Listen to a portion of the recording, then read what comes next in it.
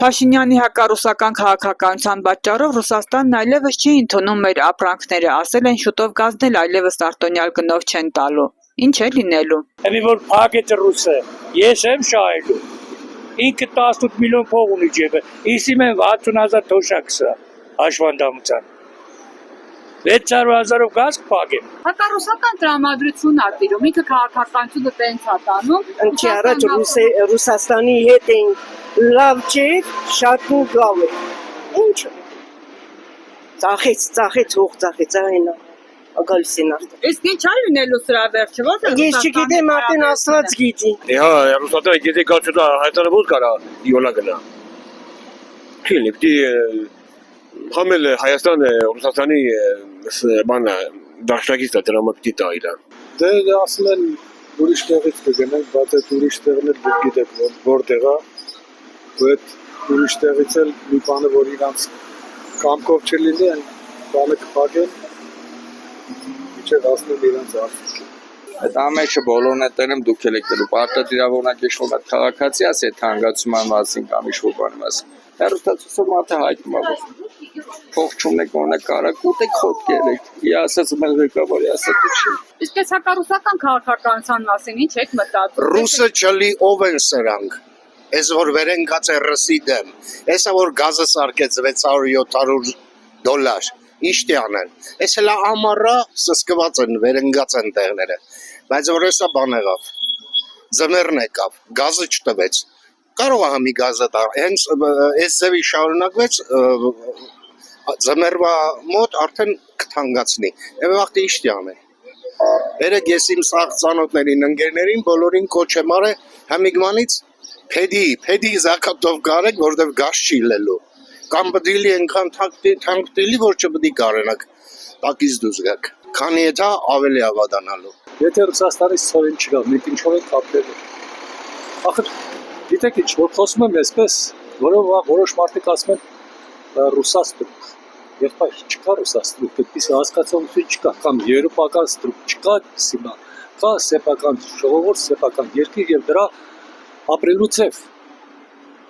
Ինչ ռուսաստրուկի մասն է խոսքը։ Ես ոչ մեկին էլ չեմ սիրում։ Ես սիրում եմ իմ ազգին, եւ ես ուզում եմ, որ իմ ազգը կարողանա գտնել ճանապարհը, իր ճանապարհը։ Եթե մենք չկարողանանք աշխարհում մենք ոչ բարեկամ չունենք։ Ով գալիս է այստեղ, գալիս է զուտ իր շահերի համար։ Ոչ մեկը առանց շահի այստեղ չի մտնում։ Իսկ մենք թվում է թե այս Ամերիկան, կամ Ֆրանսիան, կամ Թուրքիան կգան եւ Հայաստանը կծախեն։ Այդպես չի։ Պետք է կարողանանք համադրել շահերը, Հայաստանի շահերը եւ այն երկրների շահերը, որոնց շահերը մեզ հետ համընկնում են։ Եթե դու իմ ձեռը չբռնես, ես քո ձեռը խիտնի բռնում, չհասկացա։ Մեր հարևանը ռուսն է, ով ինչ ուզում է երգ իմ կարծիքն է։ Ոչ Ամերիկան, Ֆրանսիան են գալու քեզ օգնել։ Ռուսը պատմությունը ցույց է տվել, թրքից է փրկեց, էս արեց, այն արեց։ Հա, բա ռուսը